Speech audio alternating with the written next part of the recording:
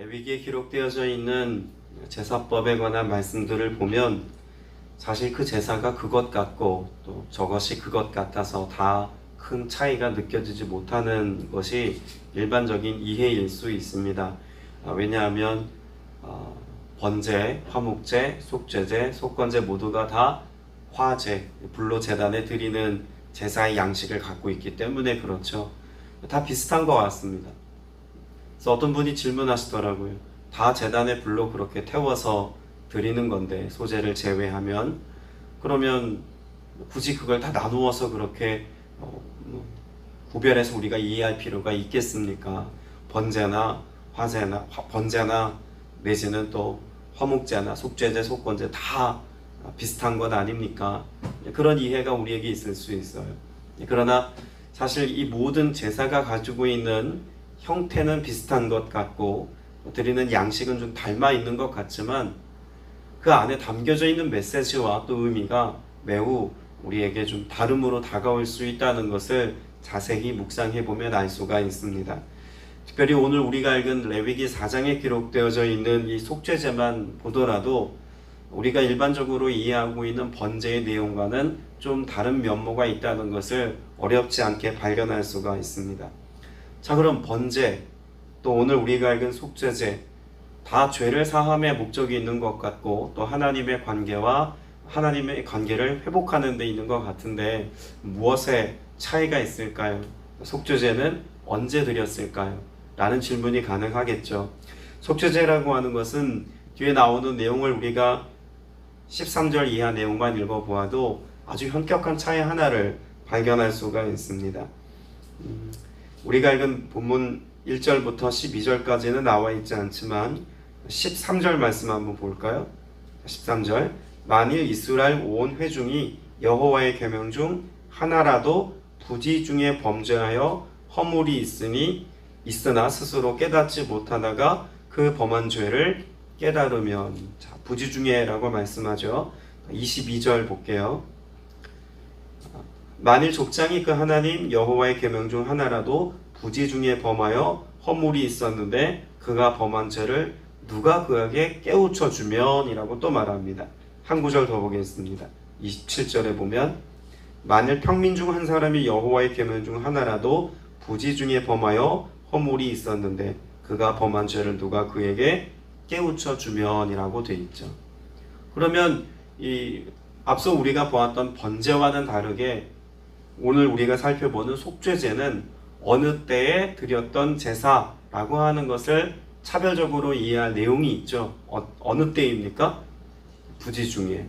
다시 말해서 내가 하나님의 계명을 잘 알고 있지만 나도 모르는 사이에 그 계명을 범하여서 죄를 지었을 때 바로 이 속죄제를 드림을 통해서 하나님 앞에 죄사함의 은혜를 누렸다는 것을 알 수가 있습니다. 또 한 가지 차별이 있습니다. 부지 중에라고 하는 내용이 있습니다만 또 앞서 우리가 읽었던 본문 제사장의 내용과는 좀 달리 기록되어져 있는 내용 하나가 있죠. 14절에 그가 범한 죄를 깨닫기까지, 13절에 뭐라고 말합니까? 스스로 깨닫지 못하다가 라고 말합니다. 스스로 깨닫지 못하다가 누가 깨우쳐 줍니다. 23절에도 말씀합니다. 흠없는 염소를 예물로 드리는 과정에서 족장의 경우 그가 범한 죄를 누가 그에게 깨우쳐 주면 이라고 되어져 있죠. 27절에도 마찬가지입니다. 누가 깨우쳐 줍니다. 오늘 저와 여러분의 삶 가운데 하나님께서 왜 부지 중에 저지른 죄의 목록까지 하나님 앞에 가지고 나와서 속죄 제물을 드리고 사함의 은혜를 입어야 한다고 말씀하고 있을까요? 여러분, 여기 두 가지 의미가 있는데, 첫째는 하나님께 나아가는 예배자가 또 하나님 앞에 오늘을 살아가는 거룩한 하나님의 백성이 죄에 관하여서는, 알고 지었던 모르고 지었던 죄에 관하여서는 무결한 삶을 살아가도록 하나님께서 이와 같은 은혜의 방편을 마련해 놓으셨다는 것입니다. 그럼 그만큼 하나님께서는 죄를 미워하십니다. 하나님의 자녀가 죄와 짝하며 살아가는 것이나 죄의 여지를 가지고 살아가는 것조차 하나님 용납지 않으신다는 이야기입니다. 오늘을 살아가는 우리 그리스도인들이 이 본문 앞에서 죄에 관하여서 내가 관대한 삶을 살고 있는 것은 아닌지, 혹은 내가 스스로 용납하고 있는 죄의 모습은 있는 것은 아닌지 우리가 분별해 보아야 한다는 말이기도 합니다.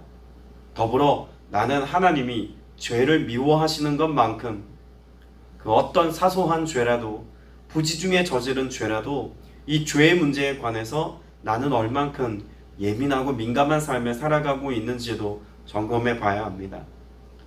또 한 가지 우리가 생각해 볼 것은요, 하나님이 죄를 그만큼 미워하시는 것이기도 하지만, 여러분, 이 제사들을 통해서 하나님 앞에 나아가 끊임없이 속죄제를 드리고 번제를 드려야 한다면 오늘 우리의 삶을 빗대어 생각해 볼 때 얼마나 많은 재물을 가지고 하나님 앞에 나아가야만 하겠습니까? 저의 삶을 아주 사소한 것까지 면밀히 점검해 보고 목록을 한번 만들어 보니까요, 무수히 많은 소들이 필요하더라고요. 하루만 생각해 봐도. 그러나 이와 같은 희생의 제사로는 우리의 죄가 속량될 수 없기에 누가 오셔야만 했습니까? 예수 그리스도께서 오셔야만 했다는 것입니다.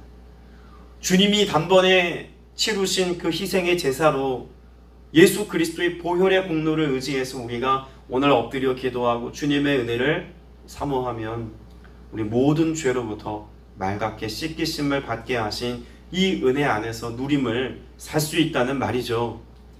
자, 그런데 우리가 오늘 말씀 앞에서 반성해야 될 것, 점검할 것이 아니라 돌이켜 반성해야 될 것이 있다면 그와 같은 하나님께서 예수 그리스도를 통해서 이루어 놓으신 속죄의 자리로 우리는 얼만큼 하나님 앞에 간절히 나아가고 있느냐, 얼마나 더욱 하나님의 은혜를 사모하며 말씀 앞에 나를 다루어 보고 깨어 기도함으로 정결함을 입고 살아가고 있는지를 반성해 보아야 한다는 말 아니겠습니까? 희생의 제사로 나오라고 말씀하신 것도 아닙니다. 꼭 성전일 필요도 없다고도 말씀합니다.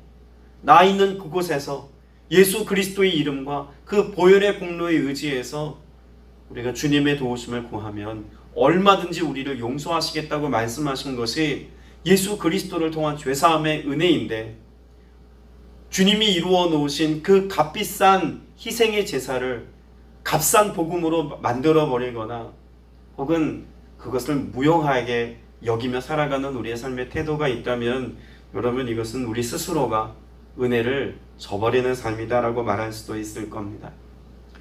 오늘 본문에 보면 특이점이 하나 있습니다.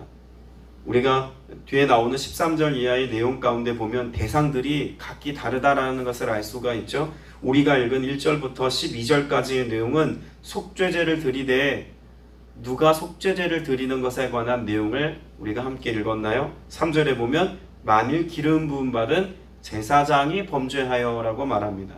그럼 제사장이 범죄하였을 경우에 이런 속죄제를 드리라 라고 말씀하고 있고, 13절에는 온 회중이, 22절에는 족장이, 27절에는 평민이 라고 말씀하고 있습니다.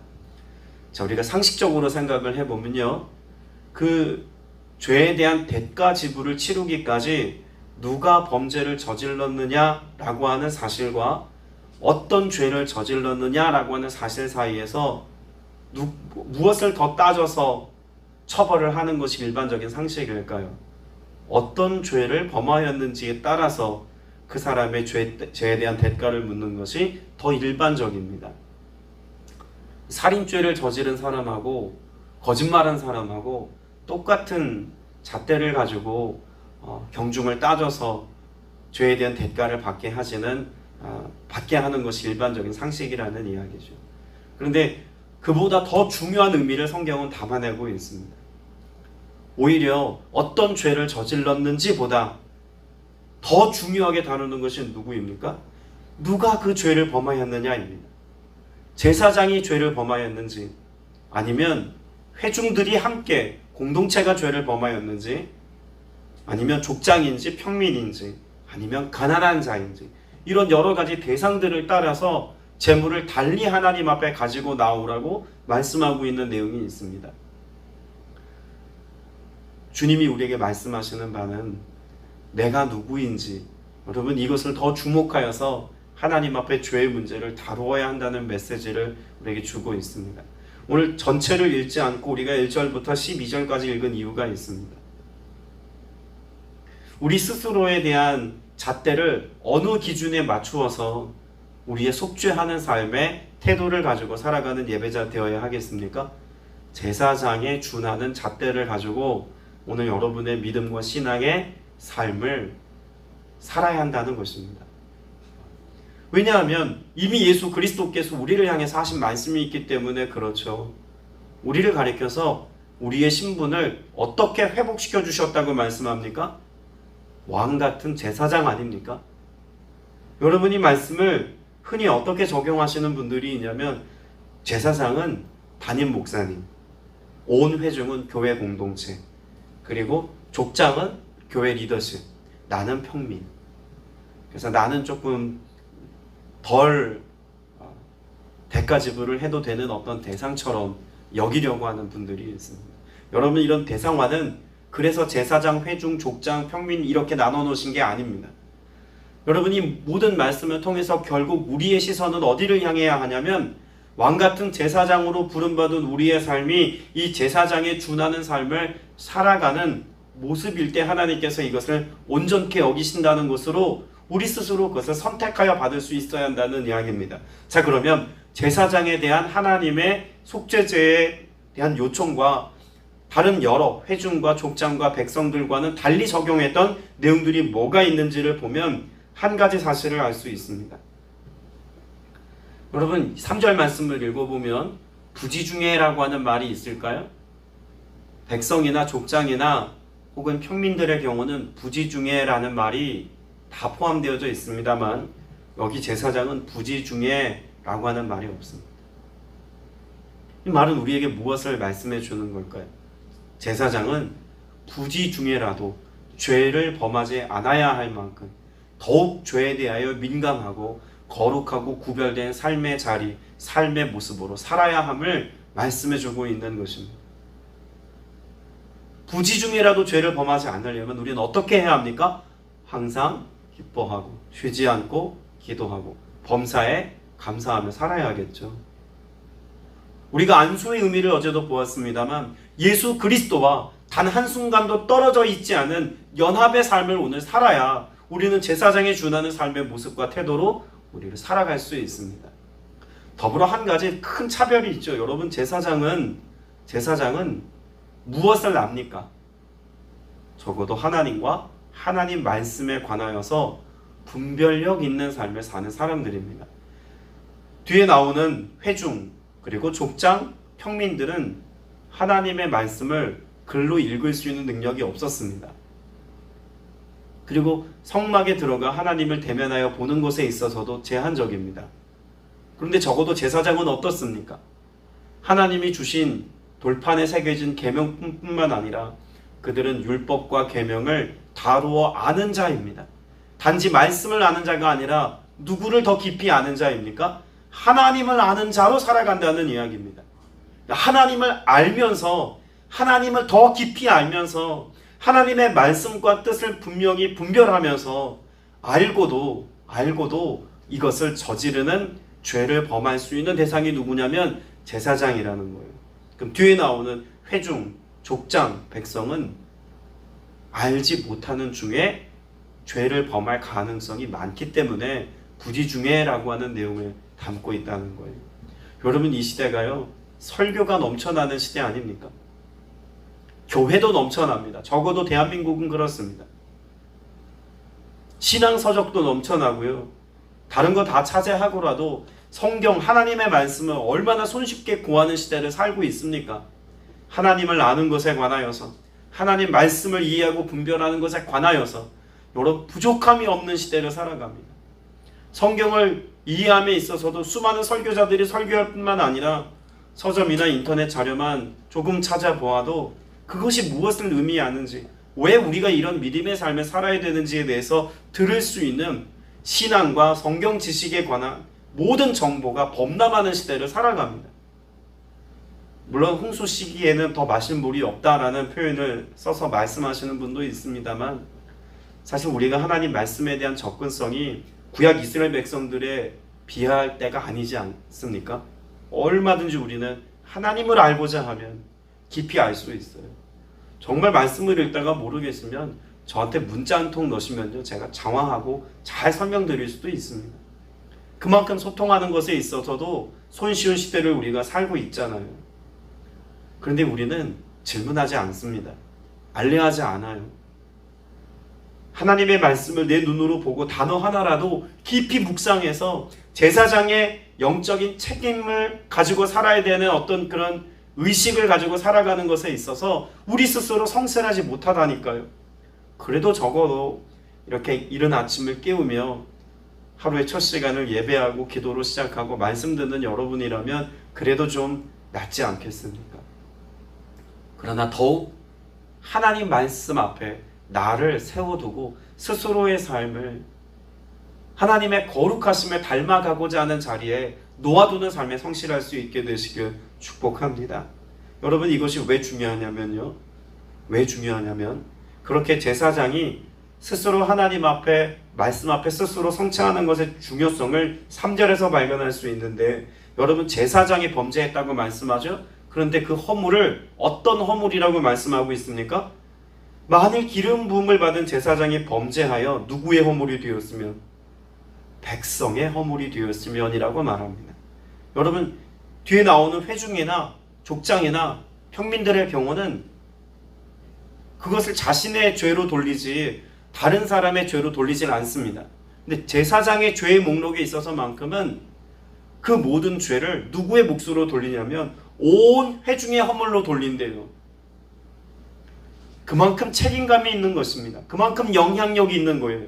그럼 우리 스스로의 영적인 포지션을 제사장에 빗대어서 오늘 우리 스스로 생각하고 묵상한다면 여러분이 범죄한 것, 더 나아가 교회 공동체가 하나님 앞에서 하나님의 말씀대로의 사명과 사역을 감당하지 못하는 것에 관해서 누구의 허물로 돌려버린다는 이야기입니까? 이것이 온 세상의 허물로 드러나 버릴 수 있다는 이야기입니다.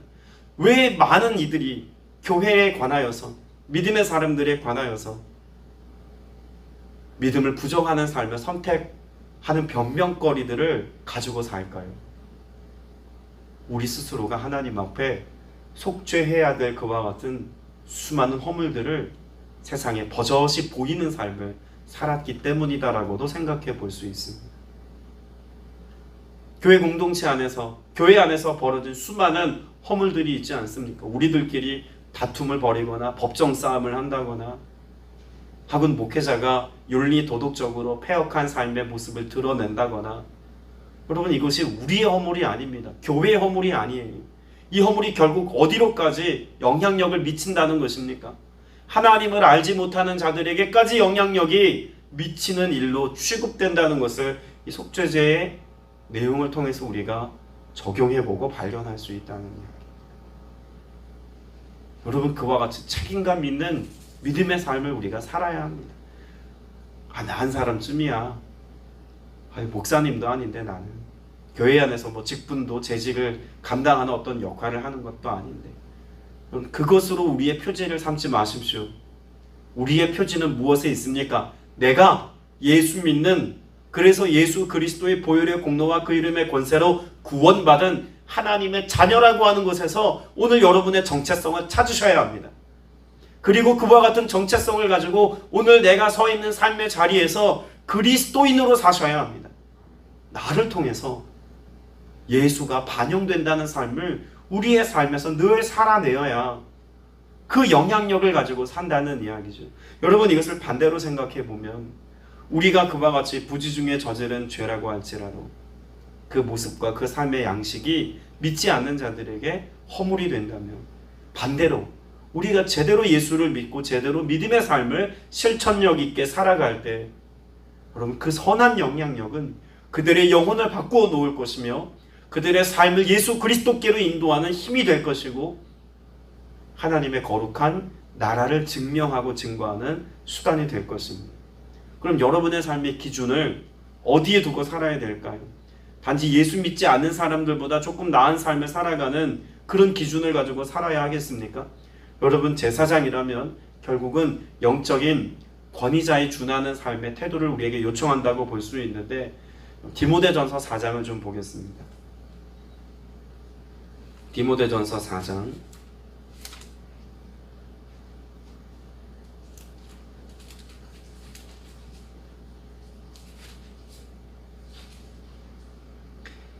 12절 말씀 보겠습니다. 339면에 있습니다. 신약성경 같이 읽습니다. 시작. 누구든지 내 연소함을 업심여기지 못하게 하고 오직 말과 행실과 사랑과 믿음과 정절에 있어서 믿는 자에게 본이 되어. 자, 본이 되라고 말합니다. 디모데에게. 사실 사도 바울과 같은 영적인 권위를 가지고 동일한 권위를 부여받는 디모데에게 지금 좋은 일꾼 되라고, 예수 그리스도의 좋은 일꾼 되라고 권면한 내용이죠. 그 내용 가운데 그 기준을 누구에게 두고 있냐면 말과 행실과 사랑과 믿음과 정절을 누구와 빗대어서, 믿는 자에게 빗대어서 그들에게 본이 되라고 말합니다. 예수 안 믿는 사람들보다 우리가 기도 많이 하는 것, 여러분 이건 당연한 겁니다. 이건 당연의 삶이죠. 예수 안 믿는 사람, 교회 안 다니는 사람보다 하나님 말씀을 더 잘 이해하는 것, 이것도 당연하지 않습니까? 그런데 우리의 삶의 믿음의 양식에 관해서, 거룩의 삶의 기준에 관해서 우리에게 사도 바울이 요청하고 있는 바는 안 믿는 이와 비교해서 우리의 삶을 좀 더 나은 상태가 되도록 유지하라고 말씀하는 게 아닙니다. 믿음의 삶을 잘 살아내고 있는 그 어떤 이와 견주어도 오늘 나의 삶에 흠이 없고 본이 될 만한 믿음의 삶을 사는 것이 그리스도의 삶을 따라가는 것이라는 거죠.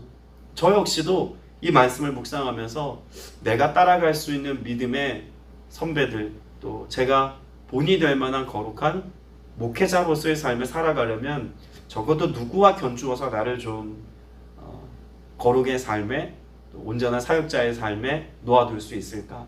많은 이들을 떠올려 보았습니다. 어거스틴의 참회록 이런 것들을 보면서 이런 삶의 정도면 될까? 칼바르트라고 하는 유명한 신학자처럼 하나님의 말씀을 많이 알면 될까? 마틴 루터 킹이나 보네포 목사님처럼 사회 참여적인 것에 있어서 사회적으로 본이 될 만한 삶을 살면 될까? 무수히 많은 생각을 하다가 제일 끝에가 도달한 이름이 무엇이냐면 예수 그리스도였습니다. 여러분, 어떤 성직의 삶을 잘 살았던 사역자가 제 삶의 모델이 아니라 예수 그리스도의 성품과 예수 그리스도의 사역과 예수 그리스도의 말씀에 준하는 삶을 살아가기를 주님이 원하신다는 겁니다. 그럼 여러분의 삶에 누구 닮은 삶을 살아야 할까요? 여러분의 삶의 기준은 예수 그리스도입니다. 오늘 저와 여러분의 삶에 있어서 거룩이나 하나님께서 우리에게 맡겨준 소명을 감당하는 것이나 사랑의 실천력이나 하나님의 말씀을 선포하고 가르쳐 지키게 하는 것의 모델이 누구냐면 예수 그리스도라는 것입니다. 우리의 영원한 대제사장 되신 예수 그리스도, 그 주님을 닮아가고 그 주님을 따라가서 그 주님이 우리에게 모델 되심을 내가 삶으로 세상 가운데 드러낼 때 여러분, 이것이 우리의 선한 영향력이다라고 말할 수 있지 않겠습니까? 이를 위해서 우리가 이 아침에 모여서 또 말씀을 듣고 말씀에 비추어 나를 다루어 보고 그런 삶을 살기까지 주의 은혜를 구하며 기도하는 것입니다. 여러분, 그래서 오늘 이 속죄제에 관한 말씀을 통하여서 여러분 삶 가운데 하나님이 나를 그런 제사장에 준하는 삶의 지경으로 부르셨다는 사실, 이것을 다시 한번 각인하는 은혜가 있기를 바랍니다. 또 한 가지 우리가 주목해 볼 것이 있는데요, 이건 제사장뿐만 아니라 온 회중들에게 해당되어지는 내용입니다. 속죄제를 드리면 그 짐승의 피를 가지고 번제의 경우는 대상화해서 이것을 설명하지 않습니다. 그런데 속죄제만큼은 제사장과 온 회중의 이 죄를 속하는 부분에 있어서는 피는 성막 안으로 가지고 들어갑니다. 그리고 번제물은 어디에서 태우라고 말씀하고 있냐면 진영 밖에서 태우라고 말씀합니다. 제단에서 태우는 것이 아니라 진영 밖에서 그 기름과 각을 뜨는 모든 과정은 화목제에 준하도록 이렇게 가장 귀한 곳으로 준비를 하되 이것을 진영 밖에서 태우라고 말씀하고 있고, 족장과 평민과 여러 빈민들에 관한 규례는 좀 다른 내용을 이야기하죠. 제사장이 이전에 다른 번제의 내용과 동일한 양식을 취합니다. 자, 그런데 제사장과 회중의 경우는 왜 달리 적용했을까요? 이것이 한 모델이 되기 때문에 그렇습니다. 누구의 모형일까요? 예수 그리스도의 십자가 사건이 어디에 있었습니까? 마가복음 15장 22절 이하에 보면 예수님께서 해골의 언덕이라고 불리워지는 그 진영 밖이라고 불리워지는 골고다 언덕에서 십자가에 지셨습니다. 여러분, 이것이 하나의 예표이고 모델이라는 이야기죠. 여러분, 이 속죄라고 하는 것을, 죄의 문제를 다루되 부지중에 죄의 목록까지를 다 거두어다가 하나님 앞에 사함의 은혜를 입는 것은 그 모든 죄를 하나님께서 그만큼 진영 가운데 두고 태우는 것조차 용납지 않으실 만큼 진영 밖에서 그 거룩함과 구별된 장소로 하나님께서 오히려 진영 밖으로 내몰아서 이것을 통해서 하나님의 죄의 문제를 다루시는 주님의, 하나님의 마음을 표현한 것이기도 합니다. 그러나 이것은 궁극적으로 예수 그리스도께서 골고다의 십자가에 지시고 우리의 모든 죄와 허물을 담당하신 모습을 그리는 모습이기도 하다는 이야기죠. 앞서 전제했던 것처럼 하나님은 우리의 죄를 맑게 씻기시기를 원합니다. 완전히 해결하기를 원하십니다. 우리가 알고 지은 죄뿐만 아니라 모르고 지은 죄까지 예수 그리스도께서 다 담당하셔서 우리를 거룩하고 성결하고 흠이 없는 백성으로 만드셔서, 그래서 하나님과 친밀함으로 살아가는 영원한 생명을 가진 주의 거룩한 백성답게 살아갈 수 있도록 오늘도 우리의 삶을 이끌기를 원하십니다. 오늘 이 아침에 드려지는 이 예배뿐만 아니라 여러분의 모든 일상에서의 삶이 말씀에 비추어 보고 깨어 기도하는 삶이어서 하나님이 제사장에게 요청하셨던 그 거룩과 성결과 구별됨의 삶이 여러분 안에 오늘도 능력으로 드러날 수 있게 되시기를 주님의 이름으로 축복합니다. 기도드리겠습니다. 은혜가 풍성하신 아버지 하나님, 우리가 알고 지은 죄, 모르고 지은 죄, 그 모든 죄를 다 주님께서 담당해 놓으셨음을 우리가 믿고 감사하게 하시니 또한 감사합니다. 주님, 우리에게 이와 같은 은혜를 베푸셨사오니 더욱더 거룩한 삶을 살기까지 주의 말씀 앞에 나를 다루어 보며 기도의 삶에 성실할 수 있도록 주님 역사하여 주시옵소서. 모든 삶의 순간이 주님 보시기에 합당한 모습이 되게 하시고, 이 하루를 기도로 열었사오니 오늘 이 하루가 끝나는 그 저녁 시간 잠자리에 들기 전 주님 앞에 기도하고 간구할 때는 더욱더 우리의 삶을 잘 들여다보고 또 주님 앞에 다루어서 하나님의 은혜를 소망하고 주님의 도우심을 바래 더욱더 거룩함과 순결함으로 나아가는 주의 거룩한 신부로서의 삶을 살아가는 모두가 되게 하여 주옵소서. 그래서 거룩한 제사장과 같이 우리가 세상 가운데 나아가 삶을 살아가는 선한 영향력으로 예수 그리스도의 복음을 힘있게 전하며 하나님의 나라를 보일 수 있는 믿음의 성도들 다 되게 하여 주옵소서. 주께서 오늘 우리와 함께 하심을 믿사옵고 예수 그리스도 이름으로 간절히 기도드렸사옵나이다. 아멘.